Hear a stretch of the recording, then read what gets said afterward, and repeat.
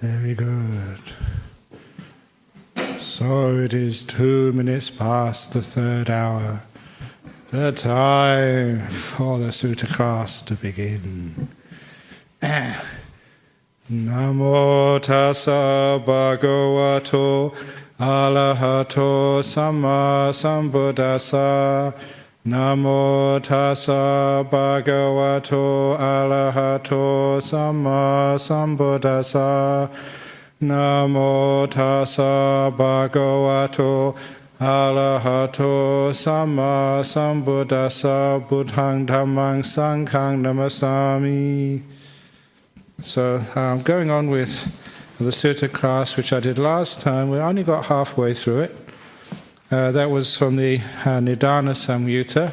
This is part of the Samyutta Nikaya, doing the teachings on dependent origination and also dependent cessation. And the Nidana is a Pali word meaning for cause, or the origin of things. So that's why it's called Nidana. And mostly it's about the origination. And as we did last time, I went through the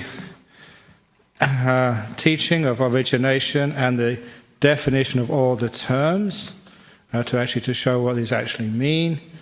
And I think also I did do the cessation one as well, didn't I? Yes. Did I, Lynn, or? Yeah, that's what I thought too, yeah. So the dependent origination was where the Buddha particularly wanted to find out the cause of suffering. And I'll just go on this in brief. And saw that the main cause of suffering is actually being born. Once you are born in any realm of existence, there is always going to be an unpleasantness, a suffering. And it's not just not getting what you want, it's the fact of wanting anything. I think it was a saying from Oscar Wilde, there are only 2 tragedies in life. The first is not getting what you want, and the second tragedy is getting what you want, which is always a disappointment. And that was actually a wonderful observation. So all wanting creates unhappiness and suffering. And because of that, the life without wanting, without doing, ceases, as we will soon find out. And so the wanting is suffering. And when you're born, you have to have wanting, otherwise you'll just die, you'll cease right there. So from birth is what causes birth? Where did we come from? And this is where the dependent origination is saying that we were born because of past life, which is where we have next. We have this whole process of from craving, from wanting things, that giving rise to this fuel, this upadana, which gives rise to this creation of realms of existence, the bhava, and from that we get birth. It's basically the craving, the wanting, and that creates the fuel where existence can be created, and there we go into our new realm. And I've also mentioned a very important point, that most of the places which people get reborn into, the heaven realms and the hell realms, are very much our own creations. I mention this because it's not said specifically in the sutras, but it's implied when they all say that these are mind-made realms, where in heaven, if you want to go to a heaven realm, you create it yourself. It is designed to suit what you want or think what you deserve. And the same with the hells.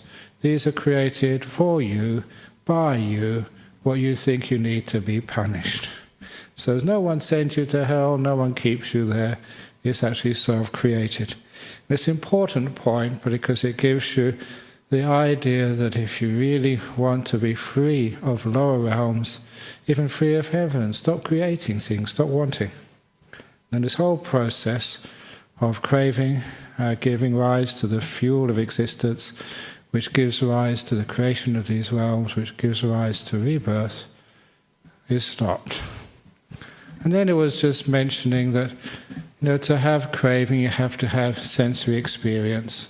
And there we have the factors of consciousness and the objects of consciousness, nama-rupa, together with contact, the six senses, contact and feeling. These are all things which occur together. Where there's consciousness, there has to be an object of consciousness. You can't say one causes the other. It's just without one, the other one cannot exist. In other words, the simile of the Buddha was two things leaning against each other. He said these were sheaves of reeds or grass, leaning against each other. If you take one away, the other one must fall. And that's with consciousness and the objects of consciousness. And within the objects of consciousness, now we have inseparably things like the contact, six senses, and feeling. So these are all happen all in one moment. They're together. Without one, you can't have the other. And that is an important point, because sometimes people think we can be conscious without any feeling. Some cosmic consciousness where we can just be. No happiness, no suffering, just be. But that cannot happen.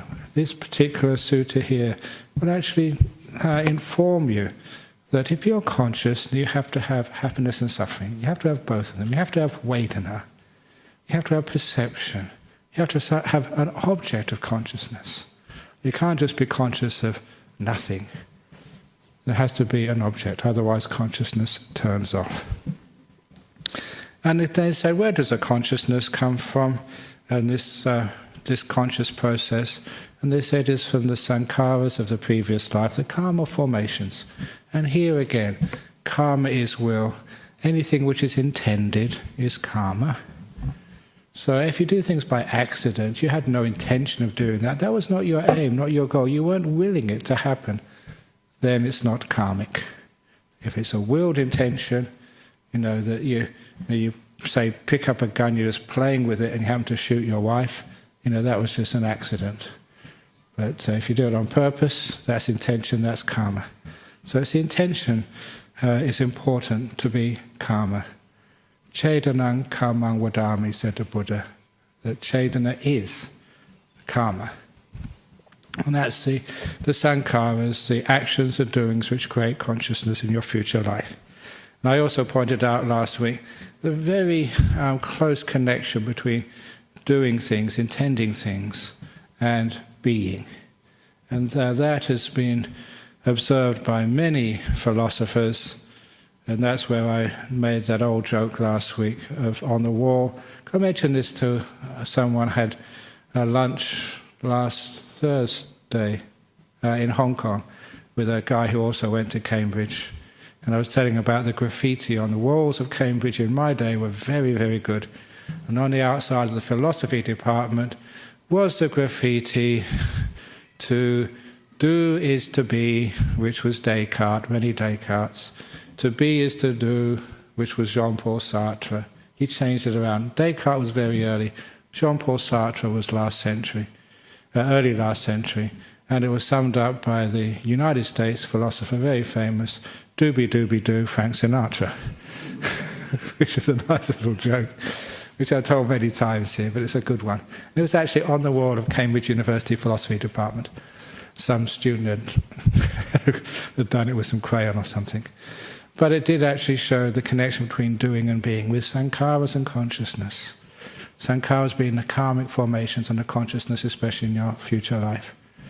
And while we do that, karma is based on delusion. So that was the whole series, from delusion to karma formations, to a consciousness in your next life. And with the consciousness, you have to have objects of consciousness with that 6 sense bases, or some sense basis at least. And with that, you have contact and feeling. And sometimes from that, you have the craving, the wanting. In fact, you always have to have the wanting. And once you have that wanting, then there is the fuel for another life. And the bhava, the creation of that new life, and the birth into that life, and the consequent suffering of which we all have. So this was the Buddha's understanding of the nature of suffering, its cause. Without a soul, it's just this whole process of suffering. And then we had cessation, which was more important, where the Buddha was saying, well, delusion is gone.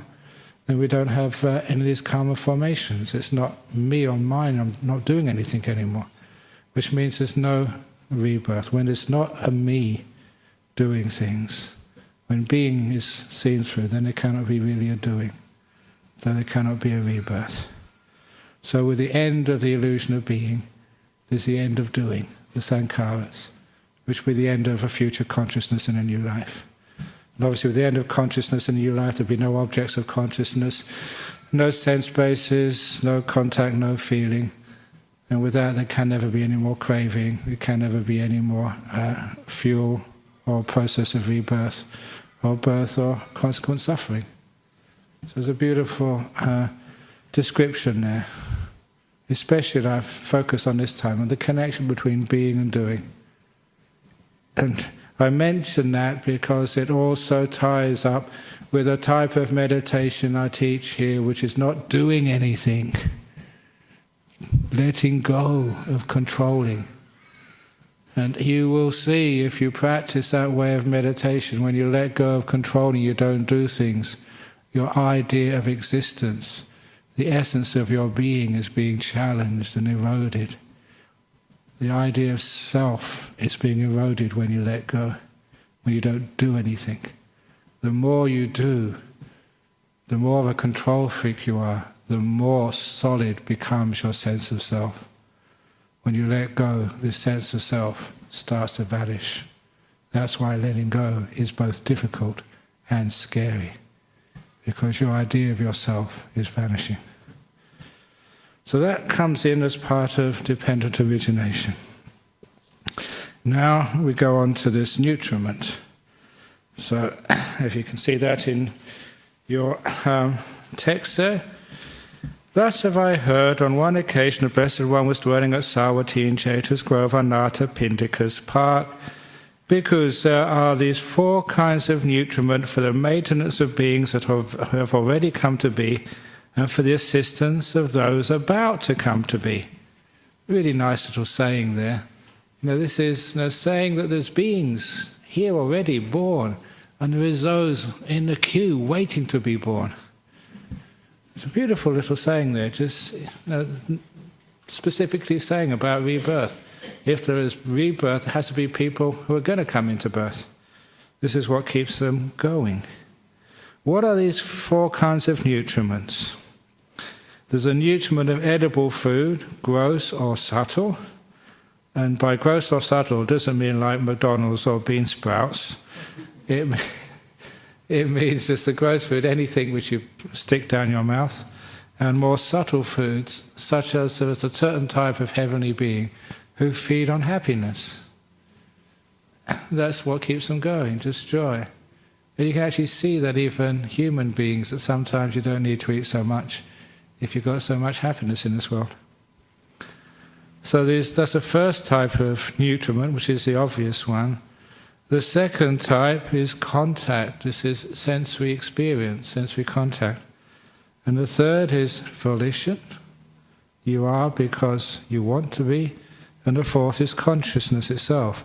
These are the four kinds of nutriments for the maintenance of beings that have already come to be and for the assistance of those who are about to come to be. And there are so many good reflections on that. These are the four nutriments of a being. It's not just food. You don't just live on food. As they say, Shakespeare, man does not live on bread alone. Or if it's Chinese, not on dim sum alone. Or whatever. Just come back from Hong Kong. So what it really means, that's an easy one. But when it's contact, if a person just has no sensory inputs, if they are deaf, and if they are blind, it's very hard for the being to survive, simply because there's no contact to them. Or a more modern case, or a more usual case, if you go and see a loved one who's in a coma in hospital, and even though they can't speak to you, many people in the coma are still alive. They can hear and feel what you are saying. If they weren't stimulated with sound, with touch, or with even sight, that they would die, they would give up. Because you can understand the stimulation of the senses, contact, is a necessary part of food for beings to exist. If you do stick a person in a sensory deprivation chamber for too long, they will die. There's nothing to stimulate them. I know that some people, I remember, who have been put in these dungeons for years, sometimes they have a rich mental life, a fantasy life, remembering whole novels or even whole symphonies. And that has kept them going, their contact with the mental world. But without some sensory stimulation, a person must die. Which is one of the reasons, if a person is in a coma and you want to sort of get them out again, you have to stimulate them, talk to them, touch them. Whatever it is which stimulates the senses and gets the consciousness going again. Because that is actually feeding the mind food, nutriment, if someone's in a coma. And after contact, there is mental volition, literally the will to live. And I think you've all known people who sometimes have just given up. They've given up the will to live and they die very quickly. Sometimes their partner, I don't know how many times I've seen this, it's weird. Their partner for many years passes away. And they're perfectly healthy before, but they just lose the will to live and they die a few weeks afterwards. People have been married for such a long time. And you can see the reason why the volition, the will to keep going, is so important. It is one of the foods. And also like consciousness, or what you should really put here, consciousness is. To being aware, having a conscious which is there, not just, this obviously goes with the contact with the objects of consciousness. That is literally a food. One conscious moment is the fuel for more conscious moments. So these are what the Buddha said are the four foods, what keeps things going. They have these four kinds of nutriments for the maintenance of beings that have already come to be and for the assistance of those about to come to be. Amongst these four kinds of nutriment have what is their source, what is their origin, from where are they born and produced. Those four kinds of nutriment have craving as their source, craving as their origin. They are born and produced from craving. So even craving is the big enemy number one again. So that craving produces the nutriment which keeps people going. Take away that craving and just, you give up the need for food. You give up the contact.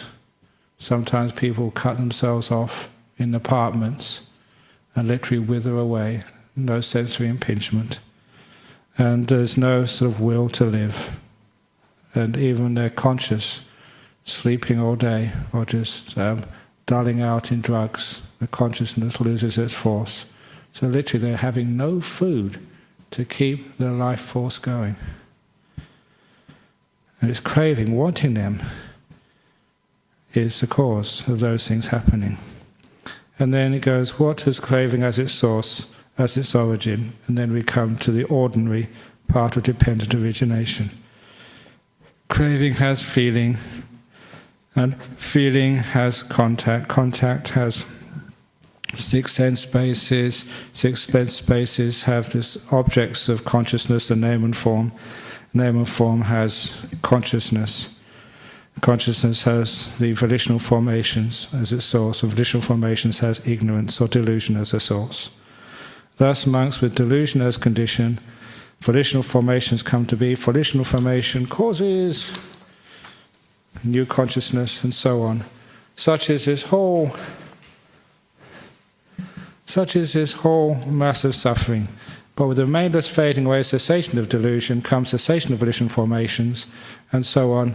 And with the cessation of all these things comes a cessation of these nutriments, which means that the being ceases to exist. Thus the cessation of this whole mass of suffering. So that was a nice psychological insight of the Buddha, to see that human beings, what keeps them going for the maintenance of beings in this life and support of beings who are about to come to be. These 4 nutriments or foods.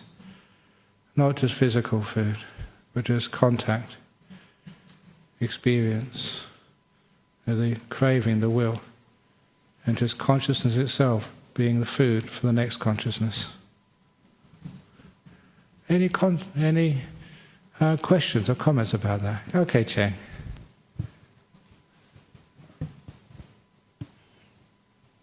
Can I just on this sutta? Can we read it as also? It's just not talking about. It's not just talking about a human, a 5 sense world. We can also stretch it to animals, power, hell realms. Yes, indeed. Because I see the focus should be on this one instead of people focusing on the dependent origination. Because if you're doing jhana or doing stillness, you got the experience, and you start to gather experience and start to gather insight. It's only through this application of this. Well, understanding how craving, what is the nature of craving, what is the nature of feelings. Correct. Yeah. And then, I mean, you can understand just how in a jhana you're almost disappearing because you've cut off so much food for this being. You've cut off, the much of the contact. You're so deep inside yourself. You can't hear, you can't see, smell, taste, or touch. So much of the contact, that second nutriment, is cut off. Volition is totally cut off. There's no will left. And consciousness is so refined and subtle. There's hardly much there at all. So, and this subtle food is just the joy from those states which keeps one going. So you can see in this jhanas, there's still some food there, but it's so subtle because you're in a very subtle place. So you can see the different types of food which can keep people going. But I'm more interested in just some of the lower realms of existence, say a hell realm. Why do people stay in a hell realm? What maintains them? Sometimes you say, what do they eat in the hell realm? And it's not just like eating things. Food, coarse or subtle, is only one of the things which keep people there. It's the contact, the harsh sensory experience. It's the food which keeps people there. Mostly it's the volition which keeps people in their hell realm. They will themselves to be there simply because they deserve. They think they deserve to be punished. They have ill will towards themselves. Never underestimate that force even in this world, let alone other worlds. And obviously just the consciousness, at least even if it's a very painful consciousness, it's still, they're alive, they're aware. You can only understand that at some times. I've seen people who are suffering a lot in hospital towards the end of their life, but they cannot let go. They'd rather be conscious and suffer than let go and fear not being alive at all. So that consciousness does become a food for them. So sometimes you ask, why does a person stay in hell? Why do people stay in bad states in this world? The addicts, the people who may be stuck in some drug-induced stupor. Why do they continue? What maintains them in that state? Well, but the conditioning from craving and born of ignorance, but sometimes it's 4 nutriments. They give psychologists a different way of looking at why people stay. What is the food which keeps a person in an addiction? And sometimes you can use this Buddha's insight as a new way of treating some addictions, especially the contact. The sensory experience which they need. And that's what keeps them in the addiction. The experience of the drug or the high, whatever it is. And obviously the will, the volition, and just that type of consciousness feeds on itself, sustains itself. They'd rather be there. and conscious of that than anything else. This is what feeds a state of being. Do you want to take the...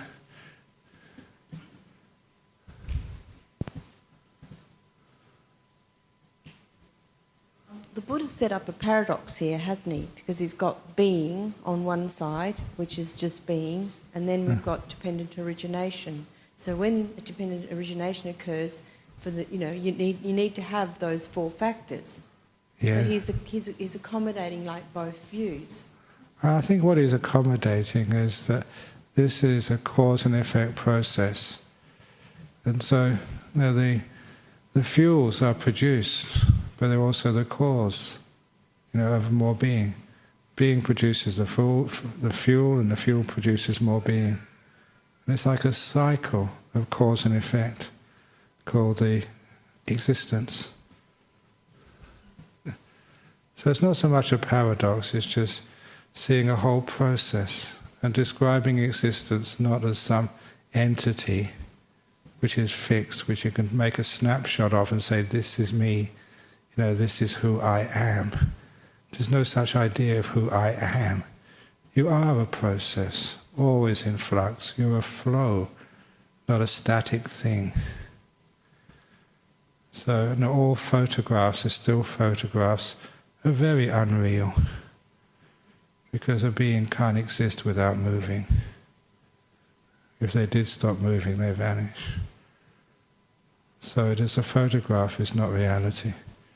It takes away the movement of life. So a process is much closer to reality because it makes the movement, the flow, an integral part of the description. You can't take a snapshot of reality because that misses where it came from or where it's going. It takes away too much information. Ajahn, you mentioned that heaven and hell are created by the being. I create my heaven or the hell. And yes, so far that's fine, but what about the Yama? Isn't Yama an independent entity there who judges? This was in some parts of Buddhism, but it's not in core teachings of the Buddha. In fact, I'm not really sure how much that is in the teachings of the Buddha in the suttas and how much it's in the commentaries. Yeah, it is, but it's not core. It's not taught about once or twice, but not sort of core teachings. So whether this being the Buddha is referring just to an explanation of things as they were, very often you'd hear suttas or descriptions of, say, the Tusita heaven and Sakka in the Tawatingsa heaven, even the Brahmaloka. There's many talks about that, but the Yama Devas very, very rarely described at all in the suttas. And to me, the whole idea in traditional commentarial Buddhism of a heavenly being judging people makes no sense to me. A heavenly being will always be something which is wise and compassionate. Be a loving being. What loving being would ever send anybody to hell? Now, we're human beings. You're not a deva, but could you send a person to be tortured for 1,000 years? There's no way you could do that. So how could a heavenly being do that? And that's what I was asked to believe. It's one of the reasons why I couldn't accept a God. How could a God, an all-loving, powerful God, do bad things to people? I thought that was the occasion when the Buddhists said, without even any question from the disciples, about how hellish is the hell realms and how Yama himself lamented, when is the Tathagata going to come and save everybody? Yeah, no, I don't think that's actually sure. It's in the Majjhima Nikaya. I think that may be in the Mahayana Suttas. Is there? Is it? Which one is that in? It was taught by Ajahn Brahmali or something? Ajahn Sujata. Ajahn Sujata. Chittamalo. Yeah. I cannot remember that one. But It's quite a terrible description of the hell. Yeah, whether that's part of the original teaching of the Buddha doesn't really doesn't fit in with everything else which you hear about the Buddha. But I can't see anybody doing that judging. I can certainly see people judging themselves. So that's what I understand what happens. If that's how we should look at it, then what about the other one whereby if we don't answer a reasonable question from the Blessed One, we'll be split on the head by the Sangha? And he was there ready. And that's never happened. I think that was one of those idioms which people actually say. When you say, you stupid man, asking a question like that, go and drop dead. But no one ever does drop dead, and there's many other curses, in Chinese as well. So many of those curses. What was it? May you go and get eaten by. Oh, that's by. No, was it? I know, just in Hong Kong last week, they said, "Don't go out; you might get eaten by a ghost or something." Just a few days ago, someone said one of the things which they always were scared of. And their parents told them, don't get out, otherwise you'll get eaten by a ghost or eaten by something or other. So because of that, you can see that there are many idiomatic, culturally bound little sayings. If you don't answer the question, someone's going to split your head open with a sword. But I never saw that happen once. And I can't see the Buddha threatening someone like that. Is it whatever I threaten you, look, look, if you don't shut up, Sakura's going to split your head open. Look, I'd never say things like that except as a joke, because does that really fit with who the Buddha was? Exactly, the Sakura would break his precept, killing somebody. And would the Buddha actually allow that? If Sakura started taking that seriously, he'd say, stop, leave the guy alone. So there's a few things like that are just added from the culture of the time. Just say, sorry? Oh, yeah, sometimes there's some very foolish people who believe these things could happen and just start to sort of sweat. Anyway, where we get to? Yeah? I went to an outdoor concert last night, and there was a man in a wheelchair. And You went to an outdoor concert, there was a man in a wheelchair. And everybody was throwing arms up the street during the concert. And he was just Could you see? absolutely still. Microphone. His head didn't move at all. He didn't speak. No emotion seemed to come out of him. Does that mean he'll get a very good rebirth because he hasn't got all this thinking that we or will it depend on past karma? I don't know, it depends what he was thinking at the time. Maybe he hadn't turned on his hearing aid, I'm not quite sure why. But he may have not turned on his hearing aid, which may be same with you. I would say it's a bit more than that. Well, than that. It's interesting because I observed that last night. I said, isn't it that man there? He hasn't moved at all. Yeah. He was disabled. And there's something wrong. Yeah, we're just wondering whether he was enjoying it or not, or whether he didn't like it, or whether he was just not paying attention, or what he was doing. Well, it could have been just restraint, I'm not sure. Well, supposing a person wasn't sort of receiving them, Yeah, and in a wheelchair, it's not receiving all of it. yes, yeah. So therefore, all this is cut off, isn't it? It is cut off, yes, but sometimes people who they don't react in the outer world are living in their inner world, and they can create all sorts of fantasies and dreams in their inner world. In the same way, your good husband may be watching a great movie, and he's totally cut off from you. You say, darling, the dinner's ready. He just can't hear you, he's totally cut off. Just like that man in the wheelchair was cut off from the music. So sometimes people can get absorbed in fantasies and stuff. They just can't hear. So I'm not quite sure whether what was going on with that man in a wheelchair. Could be many things. Okay. On here, when I chose a few of these suttas, I continued on with, from Nutriment, this little sutta from Moliyaphagguna, and this starts to use nutriment and dependent origination to overcome the sense of a me or a mine, a self.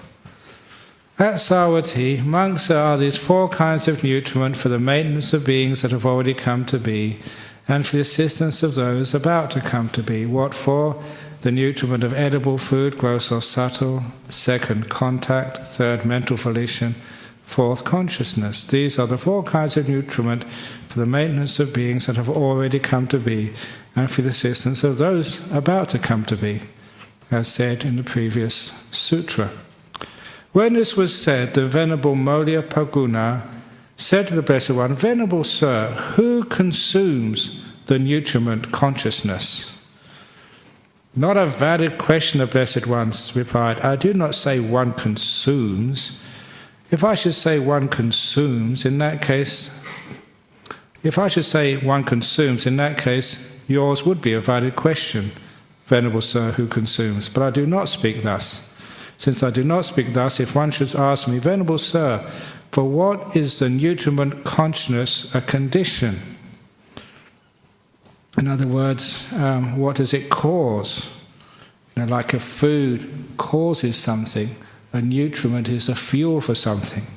So it's not some being eats it, it's what does this cause? So for what is a nutriment consciousness a cause or a condition? That would be a valid question. To this, the valid answer is this: the nutriment consciousness is a condition for the production of future renewed existence, otherwise known as rebirth or reincarnation. So the consciousness is a food for your next life. When that which has come into being exists, the 6 senses come to be, with the 6 sense spaces as a condition, contact. Venerable Sir, who makes contact? Not a valid question, the Blessed One replied. I did not say one makes contact. If I did say one makes contact, in that case that would be a valid question, Venerable Sir, who makes contact? But I did not speak thus. Since I do not speak thus, if you should ask me instead, Venerable Sir, with what as a condition does contact come to be? In other words, what causes contact? That would be a valid question. To this, the valid answer is, with the 6 sense spaces as a condition, contact comes to be. With contact as a condition, feeling. Venerable Sir, who feels? He interrupts again. Not a valid question, the Blessed One replied. I did not say one feels. I said with contact as a condition, feeling.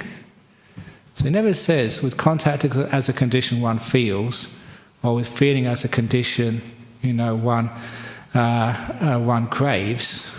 He said no, with feeling as a condition, craving. With craving as a condition, there's fuel. With fuel as a condition, existence. Not the one exists. So, Venerable Sir, who feels? Not a valid question, the Blessed One replied.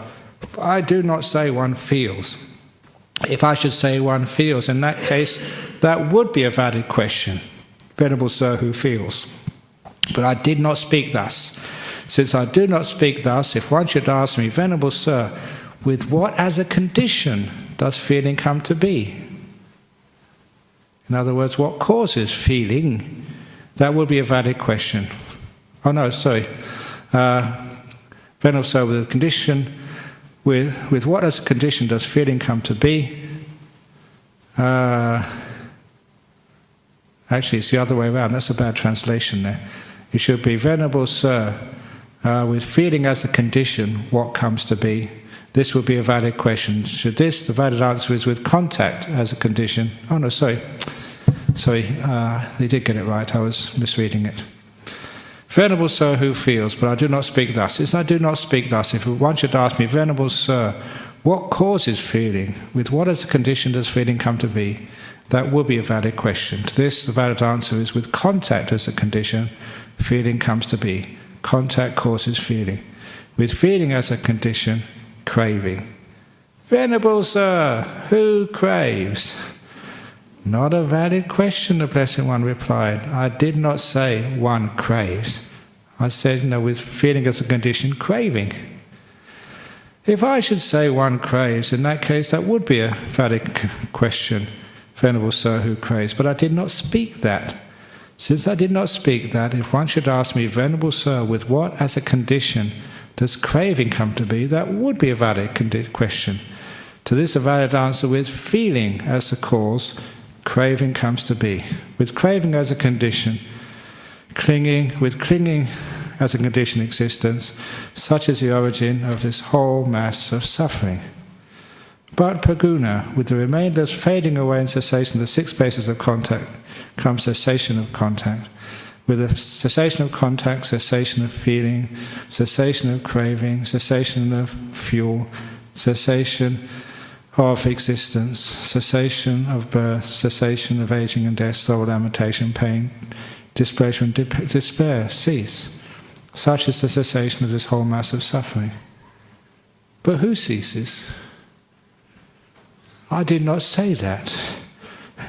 Not a valid question. I do not say one ceases. If I should say one ceases, in that case that would be a valid question. Venerable Sir, who ceases? But I did not speak thus.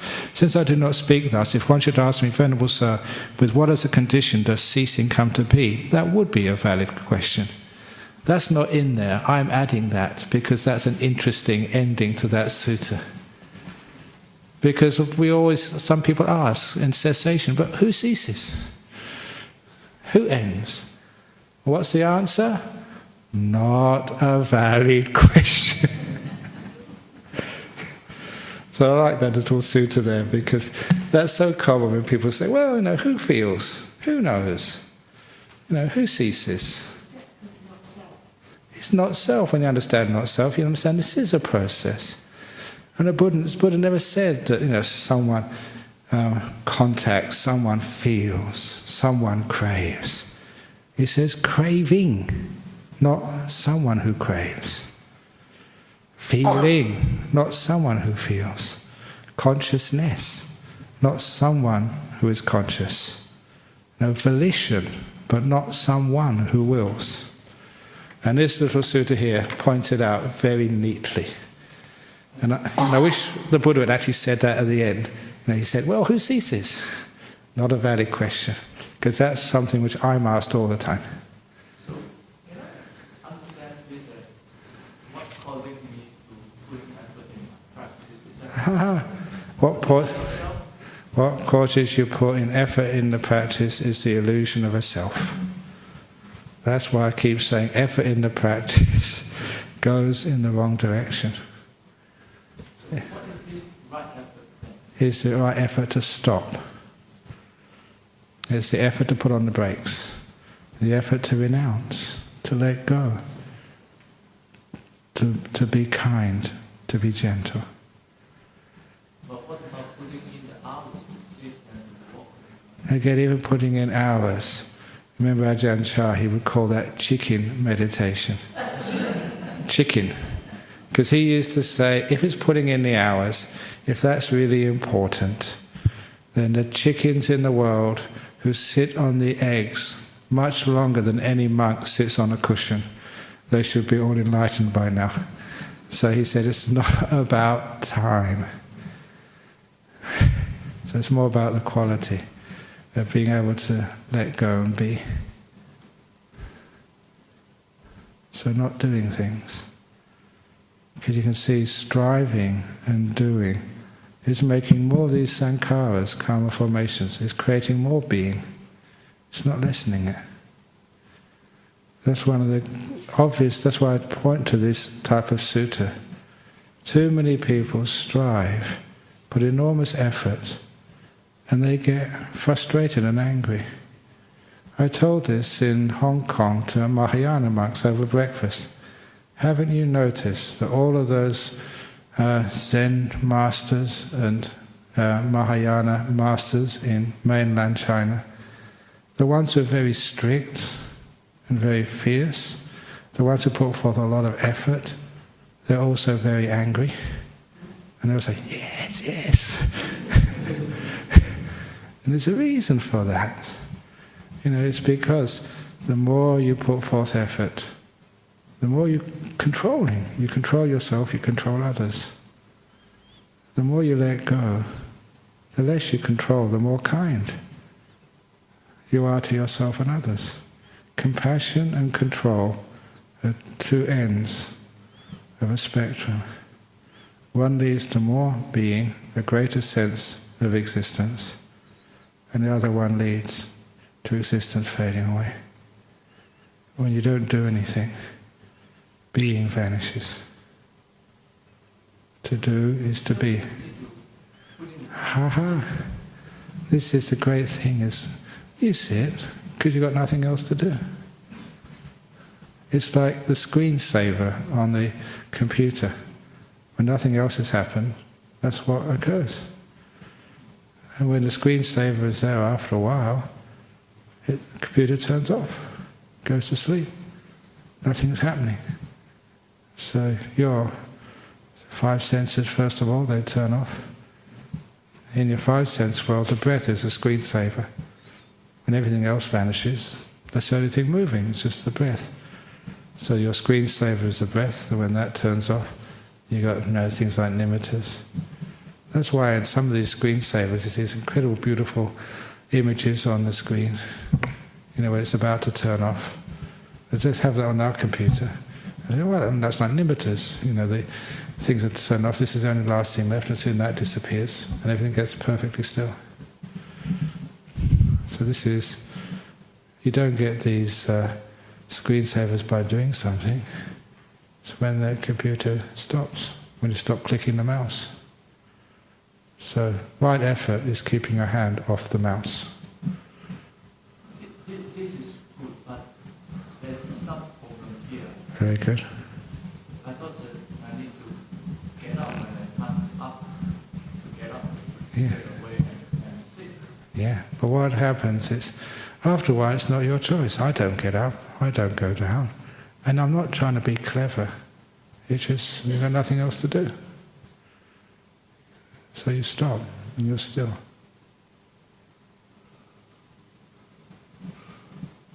It's the ground state, doing nothing. Surely there's some balance here. Oh yeah, if you come out, there's something to do. Out of compassion for others, your duties. But this is the ground state, the background state. When there's nothing to do nothing. It's a beautiful saying. Too often when there's nothing to do, we find things to do. What are you doing that for? Absolutely crazy. Our whole culture is built on doing. It's a crazy culture.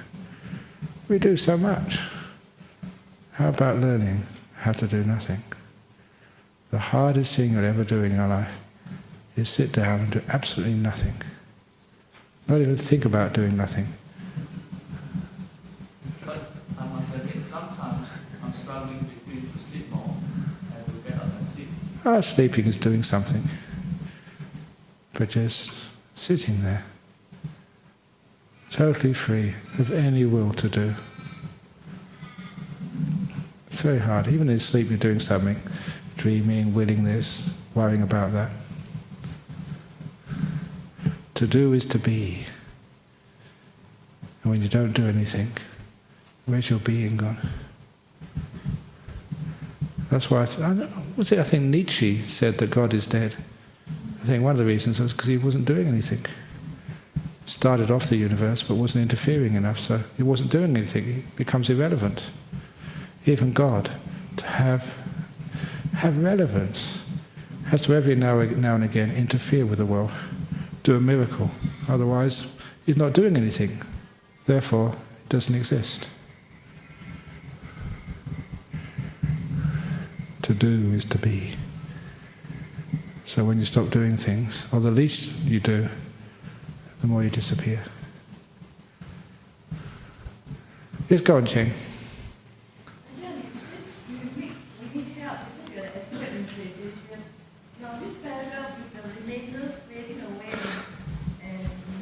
Yep. Remainless fading away and cessation of the 6% spaces of contact. Because I think it's where is an important cessation point. You see, we are used to reading just forward origination, and then we just skip and then think that cessation must come home. Yeah, cessation is the best. I agree with you there.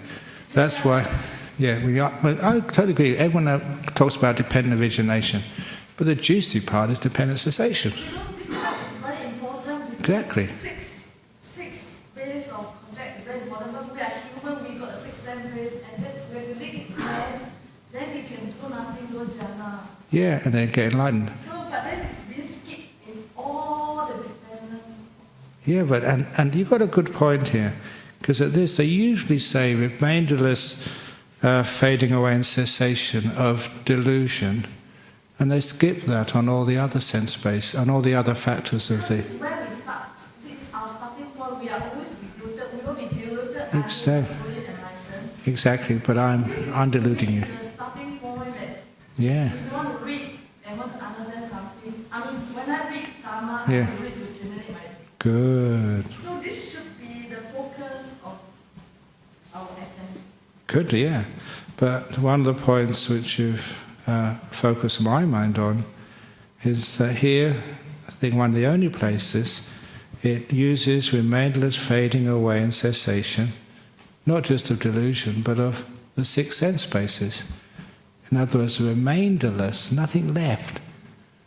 Fading away of seeing, hearing, smelling, tasting, touching, and knowing. The mind.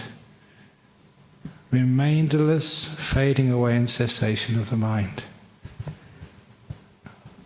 So that's a powerful thing, because in Zen Buddhism, they think the mind is the ground state. You go back to the mind. In Mahayana as well. Not the cessation of the mind, but everything else ceasing and going to some sort of cosmic mind state. Here it says specifically, clearly, the remainderless fading away in cessation of not just seeing, hearing, smelling and touching, but the remainderless fading away in cessation of knowing. Wow. Yes? That's why I'm saying this remainders. There's no argument. There's only sabe on the That's right. arupa jhana, all the description. It's what we are going for, and I don't understand people who understand English and they are going round and round saying that it's still Something what like what consciousness. it's the Amattajita, the original consciousness. Remainders is remainders, nothing. Yeah, exactly. All clear away. I agree with you, but the problem is, as you know, Cheng, that many people don't read the suttas. They stay with the teachers they have. That's again talking with the Zen monks in Korea and the Mahayana monks from mainland China. Now, the problem is that people aren't allowed to ask questions. Whatever their teacher says, they take as like the word of a Buddha. Now, this is why I praise and admire you, Cheng, because you ask questions. Well done. Because if yes, very good. Okay, to be honest with you, I feel like I'm in street Yeah, around other friends or yeah, or circle. They talk about this, as you said, yes, yeah. base consciousness. Correct. You say Mahayana. This is for because you haven't got the microphone there. Many Mahayanas say going back to the big base consciousness, the ground of all being, and that sort of stuff. You need to follow the Sutta Vinaya of the Buddha, yeah. And you see with this, it says remainderless cessation of these things. It's powerful teaching, the Buddha.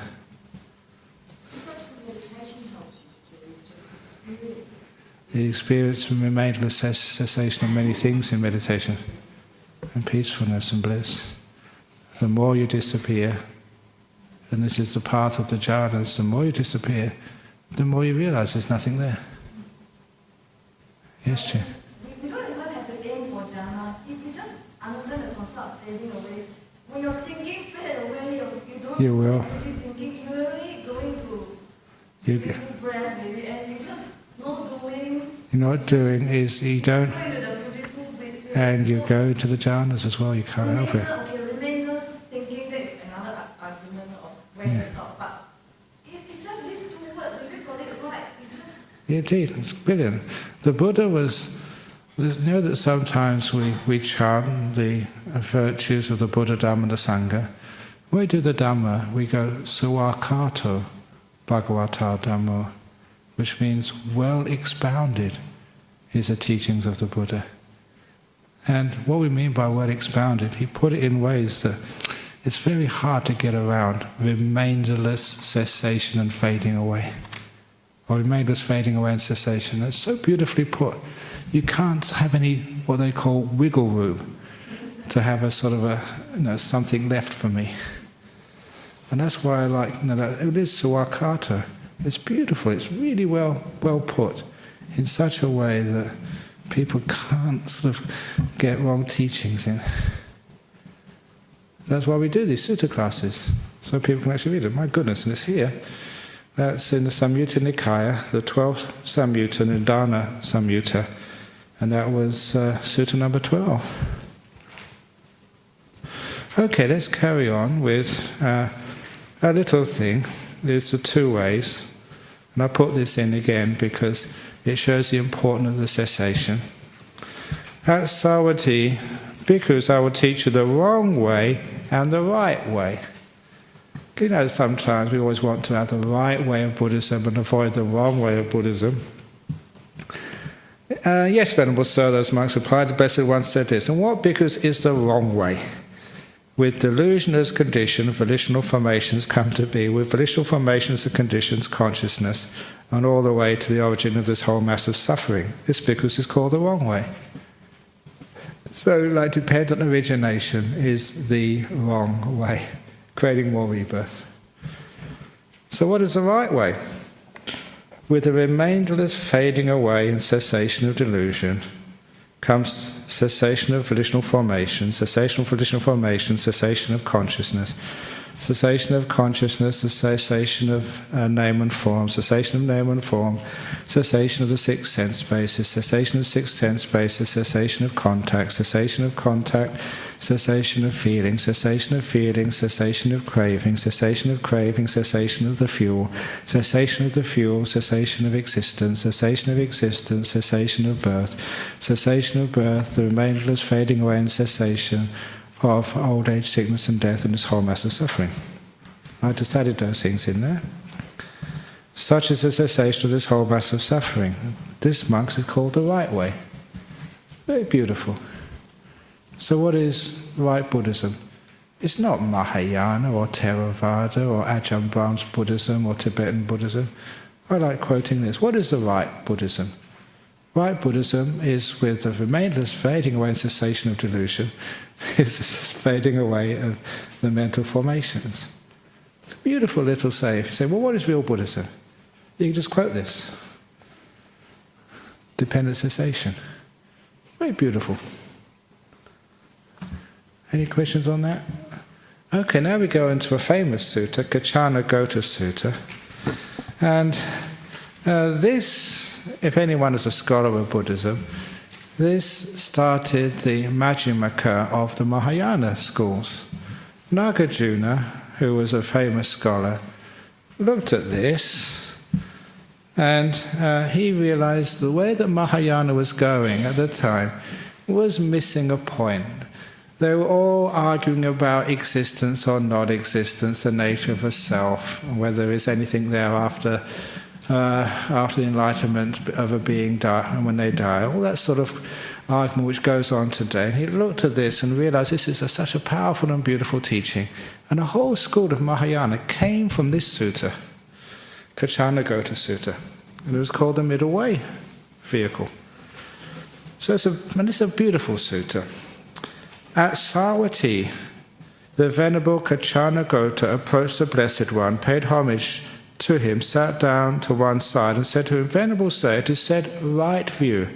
Right view. In what way, Venerable Sir, is there right view?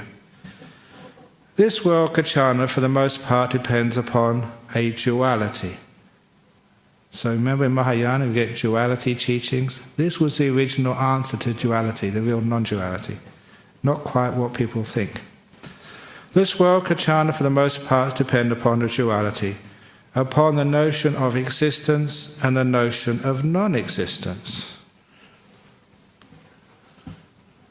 And the word is like ati and nati.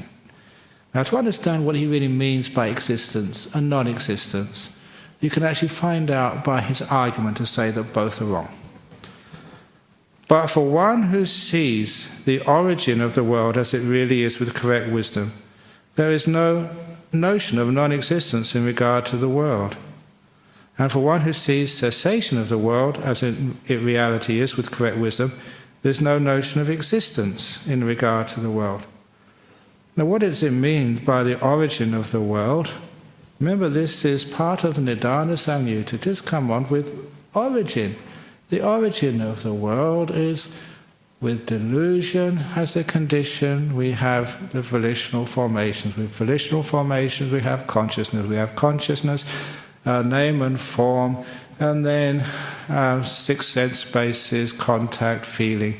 With feeling as a condition, craving, fuel, existence, birth. With birth as a condition, old age, sickness and death. Such is the origin of the world. So seeing there's an origin of the world, you cannot say there's nothing. And there can be no notion, one who sees the origin of the world, there is no notion of non-existence.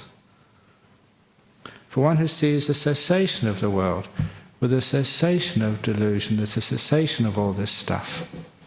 Therefore you cannot say there's something exists, because it ceases. Sometimes instead of existence, I found it easier to use the word persistence.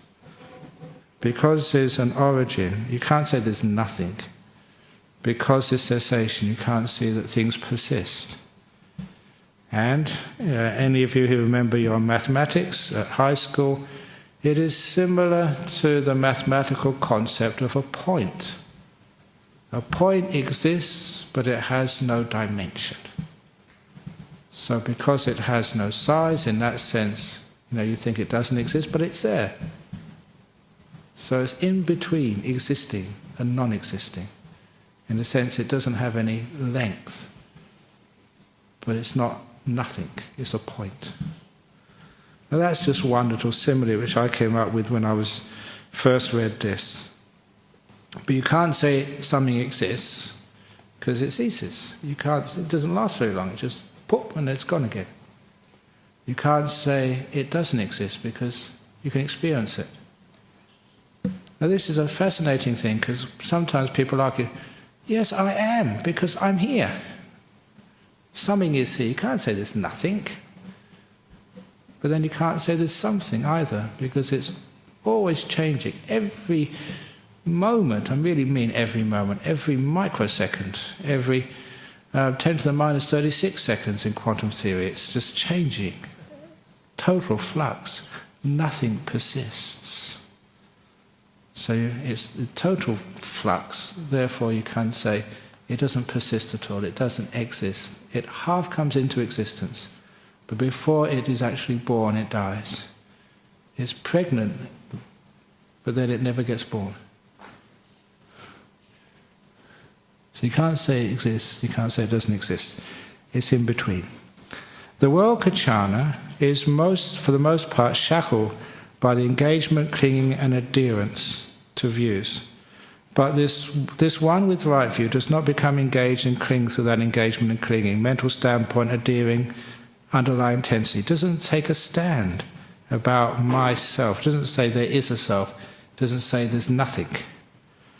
But they have no perplexity or doubt that what arises is only suffering arising. What ceases is only suffering ceasing. His knowledge about this is independent of others. It is in this way, Kaccana, there is right view. All exists, Kaccana, that is one extreme. All does not exist, this is a second extreme. Without veering toward either of these extremes, the Tathagata, the Buddha, teaches the Dhamma by the middle. And the middle between all exists and nothing exists, is with delusion as a condition, volitional formations come to be. From volitional formations, consciousness, name and form, the six sense spaces, contact, feeling, craving, fuel, existence, birth, old age, suffering and death, and the whole mass of suffering come to be. That is the middle way. Such is the cessation of, the origin of this whole mass of suffering, but the remainless fading away and cessation of delusion comes the remainless cessation and fading away of volitional formations, of consciousness, of name and form, of six sense spaces, of contact, of feeling, of craving, of fuel, of existence, of birth, of old age, suffering and death. Such is the cessation of this whole mass of suffering. So this is a middle way between saying there's nothing, which is a materialist idea. Sometimes we say, it's just, we're just really nothing, we're just a brain, and we can observe this universe. At the end, we end with our death. And there's others who say, no, there's a self here which goes on from life to life. So this is actually saying something very profound, saying that you cannot say there's nothing, you cannot say there's a self. Instead you find this middle way called the process, which is neither not existing, it's not nothing, but you can't say it's something stable and persisting. It's this process. And so this process is suffering. So that's why the Buddha says, all you can ever say is just suffering arising, suffering passing away. Which means that when a person asks, well, what happens when an enlightened being, an arahat, dies? You don't actually say that they cease. You say, suffering arose, and now suffering has passed away. It's a beautiful way of looking. It's just a process, that's all. Not a being, but also not nothing. And of course this is important because many people, when they come across Buddhism, they take the idea of non-self. There's nothing. What do you mean there's not self? It's very hard for people to accept just on face value because I can feel, I can know, there's something here. What is it? And so instead of saying it is a self which persists, we say it's just a process with an empty core. We don't say there's nothing. We don't say it persists. We say it's a process. Suffering arising, suffering passing away. Yes, okay. Run. Just to make sure to get it right. So when after parinibbana, right, of an enlightened being, the five khandhas is gone, right? Yeah, the process has stopped.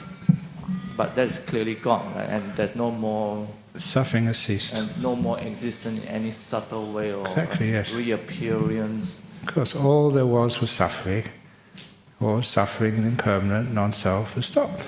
That part is clear. But yeah. In terms of the five khandhas, five khandhas. That's just the process. It's all gone. Yeah, right, yeah. Yeah, there's no more. Cease. That's right, yeah. Ceases. Suffering has ceased.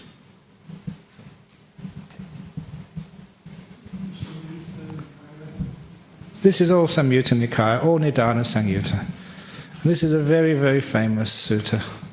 It's very beautiful, very powerful, very meaningful. You can read that many times and say, wow, that really is juicy sutta, so much in it. And that's why Nagarjuna saw that. But when was Nagarjuna? 1,000 years after the Buddha or something? And he saw that and he thought, this is essential Buddhism.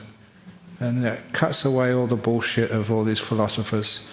And he sort of put this down, but unfortunately created more bullshit with a whole new sort of type of Mahayana Buddhism, the Majjhimika philosophy. Really a shame, because you see, the whole purpose of that was just trying to cut through all of the too much thinking and philosophizing. And this is the word of the Buddha. This says, all the philosophy of existence. What is. It's such a beautiful sutta. Is it very dangerous to have a view such as after death is gone, there's no more? Is it dangerous to have a view that after death is not gone? Because I thought that is among all my peers. Yes, Immediately outside this hall, almost all people think it that. is because for them it won't be all gone. They'll be very disappointed. When they die, they think, I got that one wrong. When they get reborn again. So the point is here, the only way to stop existence is actually see that there's nothing here. You know that simile, which is one of my best similes, of the driverless bus. When you see the bus driver's seat is empty, you have to see that. You can't believe it. When you experience that, that's a powerful change of what you do in life. You realise there's no one here. So no longer do you try and train your will to be clever and smart, thinking you can avoid suffering by making better choices. You avoid suffering by letting go of choices, not by making better ones. I start to see that because all my upbringing is to try to make a better one. Exactly. Try to be cleverer. Exactly. Where's it got you? These are powerful teachings. They're supposed to turn you upside down. So that's why a lot of times people in meditation, they just make more choices and try and be clever to get deep in meditation, instead of just letting all choices vanish. Letting go. Yes, Bronwyn?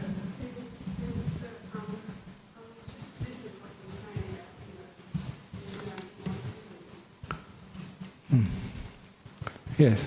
I was just thinking of one of your similes about when we were learning from the Parinirvana, when the Lord Buddha extinguished. Yeah.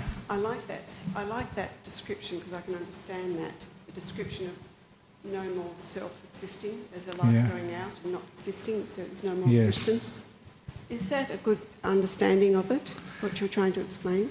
Indeed, that was one of the best similes of the Buddha, comparing this dependent origination, or this process which we call us, our life, as a flame. Yes, a flame just a flame. And a flame has got no core to it. And it was Kaccanagotta again, when he was, Buddha asked him, when a flame is extinguished, when it ceases, where does the flame go? Does it go to heaven or hell, depending if the flame has been good and brought light to many people, or whether it's burned down a house and it's done bad karma? Where does the flame go? Does it go anywhere? It just stops. So just like the 5 khandhas. They come from causes, just like the flame. In that particular case, with an oil lamp, it comes from the oil, the wick, and the heat. And one of those you take away, the oil is all used up, the wick gets burnt out, or the wind blows the heat away, then the flame is extinguished. It doesn't go anywhere. It wasn't anything to begin with, it's just 3 causes coming together. Just like the causes of delusion, karma formations, they just create consciousness and things of consciousness. So these are causes, with the remainless fading away of delusion and volitional formations and craving. This thing we call the flame of us just is extinguished. It doesn't go anywhere.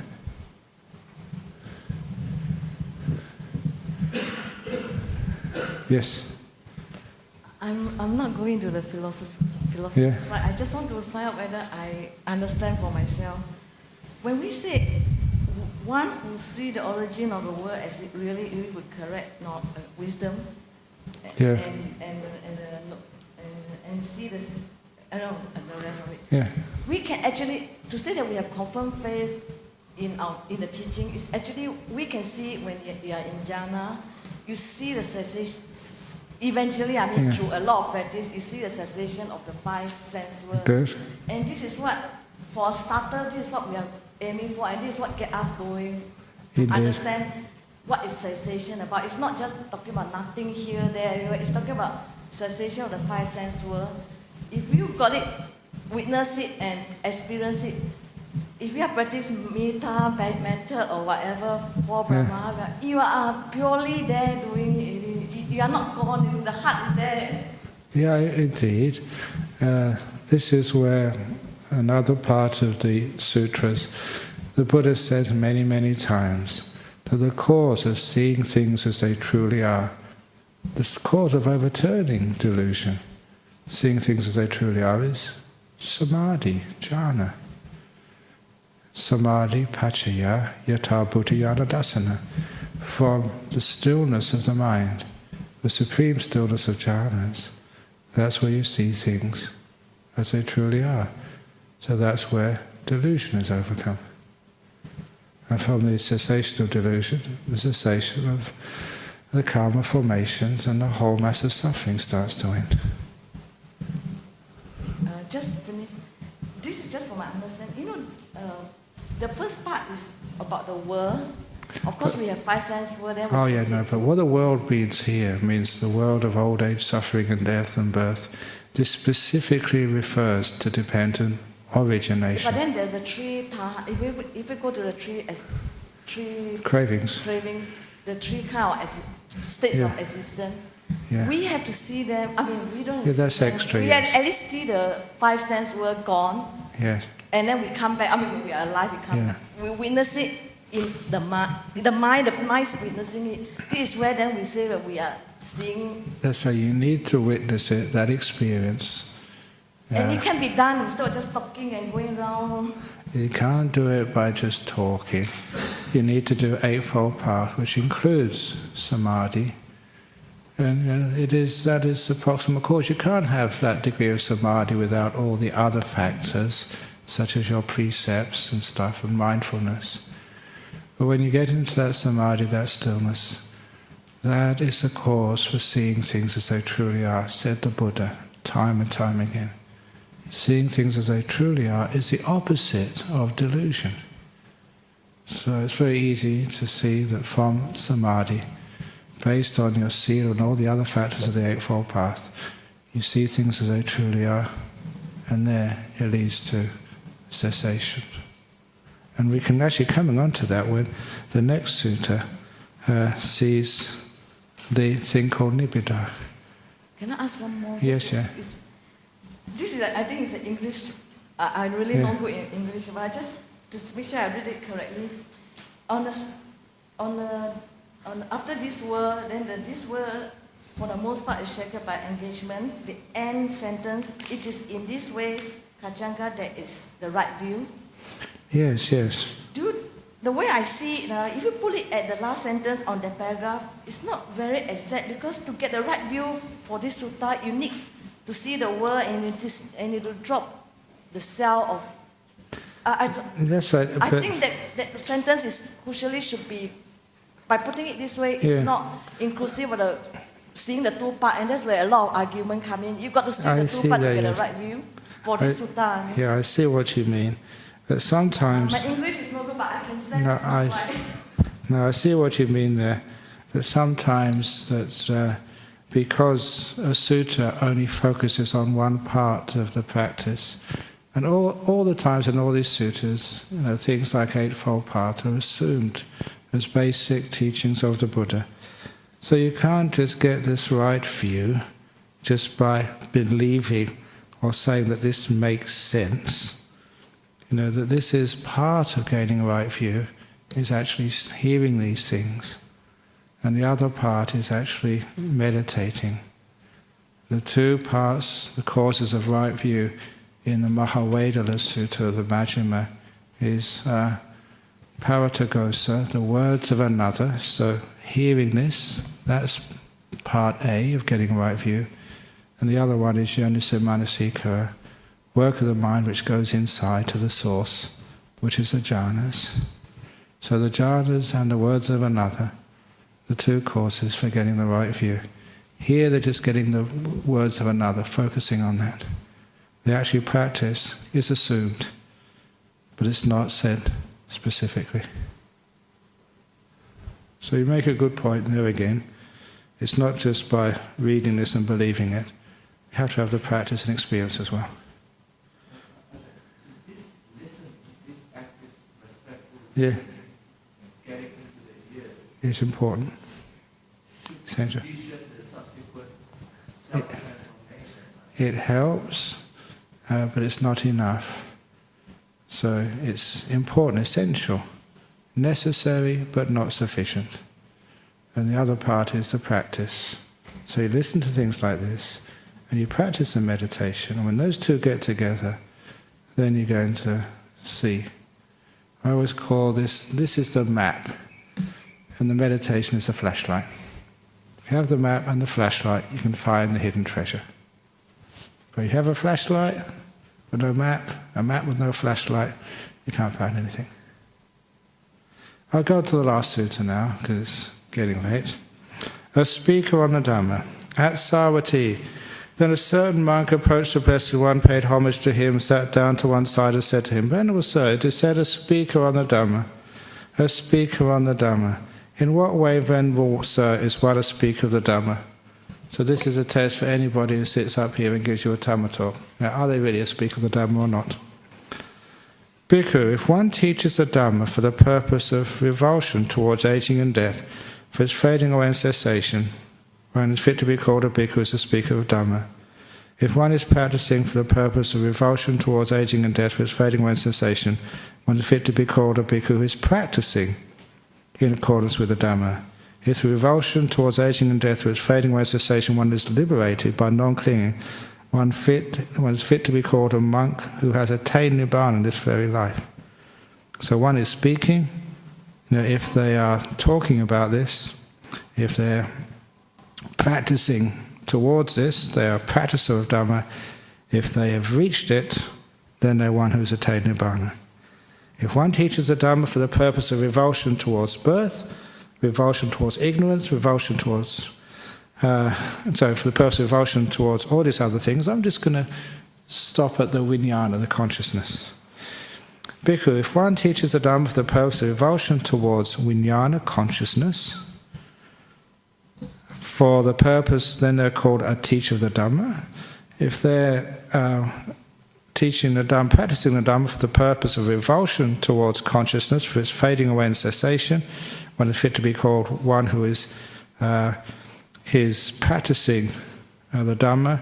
If one has achieved the fading away cessation of consciousness, one can be called a bhikkhu who has attained Nibbana in this very life. If one is practicing for the purpose of revulsion towards delusion, for its fading away and cessation, one is fit to be called a bhikkhu who is a speaker of the Dhamma. If one is practicing for the purpose of revulsion towards delusion, for its fading away and cessation, one is fit to be called a monk who is practicing in accordance with Dhamma. If through revulsion towards delusion, through its fading away and cessation, one is liberated by non-clinging, one is fit to be called a monk who has attained Nibbana in this very life. So with each one of these factors of dependent origination or cessation, if you are teaching for the purpose of revulsion, this nibbida, just had enough of all this. For its fading away and cessation, if you are speaking the Dhamma for that purpose, you are a speaker of the Dhamma. If you are practicing for the purpose of revulsion towards any of these factors of dependent origination, for their fading away and cessation, one is called a monk who is practicing in accordance with the Dhamma. The fading away and cessation of all of these factors, including volitional formations, including consciousness, including the objects of consciousness, for their fading away and cessation, including six sense spaces, including mind, including the contact and all Vedana, good, bad, not just practicing for the good Vedana, but for the fading away of all Vedana, good, bad, pleasure, pain, the whole lot, for the fading away of craving, for fuel, for existence, for birth, old age and death. If one is practicing for the fading away, cessation, one is fit to be called one who is practicing the Dhamma. And if one has practiced so that all these things have faded away and ceased, then you've got Nibbana. Very clear, but it's very wonderful. That's one who teaches the Dhamma for the purpose of these things fading away and ceasing. And sometimes when you start a fading away of old age, sickness and death, yeah, that's good, I'll be okay with that. Fading away is the ceasing of delusion, yeah, that's okay. But some of these middle factors, are you teaching Dhamma for the fading away and cessation and revulsion towards consciousness? Are you teaching the Dhamma for more conscious experience? What are you teaching the Dhamma for? So if it really is for the revolt, and if you're practicing, not to get nice consciousness back in some heaven realm, but you're practicing for the fading away and cessation and revulsion of all consciousness, you're practicing Dhamma. It's powerful teaching. That's why Nidanavagga Samyutta is a very, very deep sutta, one of the best.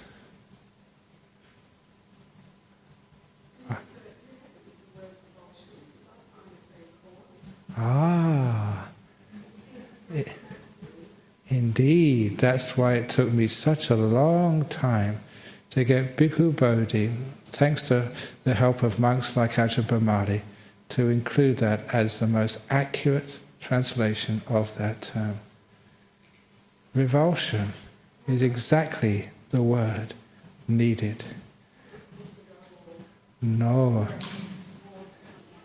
Sometimes, if you look at samsara like a wheel of samsara going round and round and round, you need revulsion to eject you off that wheel. Just letting go, you keep on that wheel. It's like in the old James Bond movies I used to watch. You pressed a button and this guy went through the roof of the car. I always remember that. That's one of the great scenes of James Bond, the ejector seat. And the car always makes me worried when I'm in the passenger seat and tell a bad joke. They might eject me. But that is the ejector seat from samsara, revulsion. It does need a little bit of, it's a bit forceful. And it's exactly what it is. Once you see what you're in, the Buddha actually gave, and the argument I use is, the Buddha said, suppose that you have a wound with pus coming out of it. You wouldn't say let it be. You'd have revulsion to that odour and to that wound, and you'd do something about it. It's a powerful, powerful word, but it's exactly what the Buddha meant. So thank you for pointing that out, because it's a good word. We've got some questions from overseas, and after the overseas questions we'll finish it off, because I have to go back today. Tomorrow I'm off again to Indonesia. Here, good old Mushy P from Thailand. What is the difference between cutting off craving for existence and craving for non-existence? Okay, cutting off, letting go of craving is something which happens again through sort of seeing things as they truly are. It's the same as like seeing the bus driver's seat is empty. That's where craving ends. Trying to get rid of, or craving for non-existence is like trying to throw the bus driver out of the window. Trying to have no sort of existence. So trying to throw the bus driver out of the window is just still deluded. You don't realize that there is no bus driver there. So it's seeing there's nothing there is how you end all craving. Not trying to stop it, because you all see trying to stop existence, trying to stop craving, trying to stop all these things, it's more craving. And you see, not ending craving, that's why Vibhavandanha, the craving for non-existence, the craving to stop things, is just more craving. It's exactly the same when you're meditating, you have thoughts and you try and stop them. And you get more thoughts. You try and be peaceful, you just cannot do it. Because it's trying, it's effort. So the Buddha was Suwakata, brilliant teachings. When you crave for existence or you crave for non-existence, it's still craving. And it still creates more existence.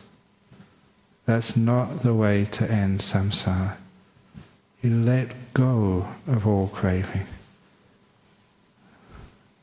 All the craving. So you do nothing.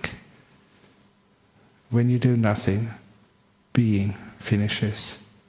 That is not there in the teachings of the Buddha. This is Western psychology, but it's valid. To do is to be is to do. The more you do, the more you are. Sankhara paccaya vijnana, if you like. But when these two finish, you stop when you stop doing.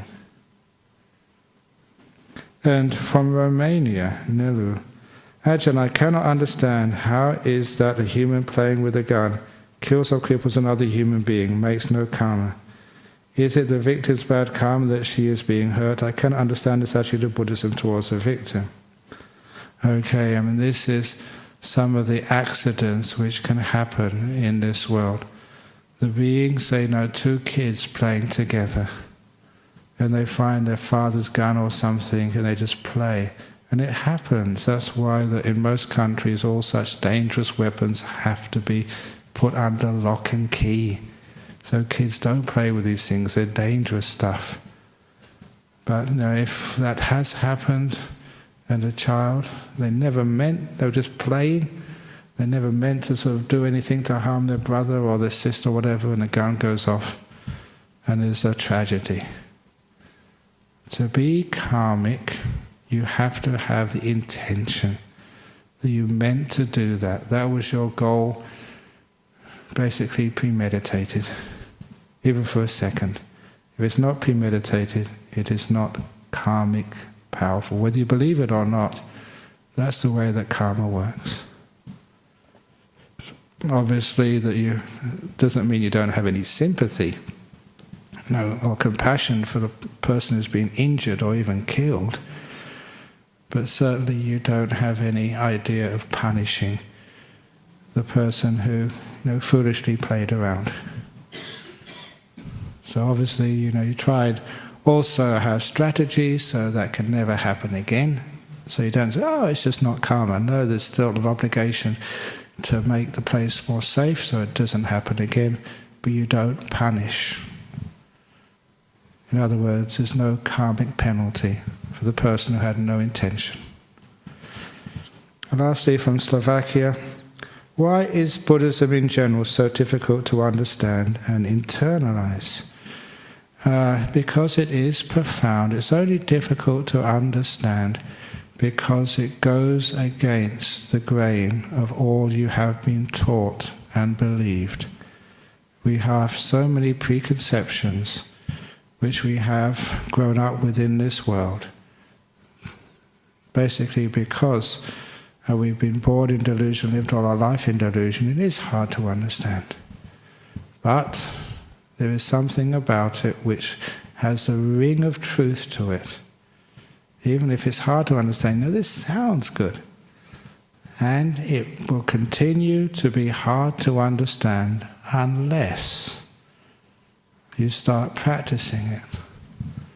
If it's just on the level of theory, just like many other philosophies, then it is sometimes hard to internalize.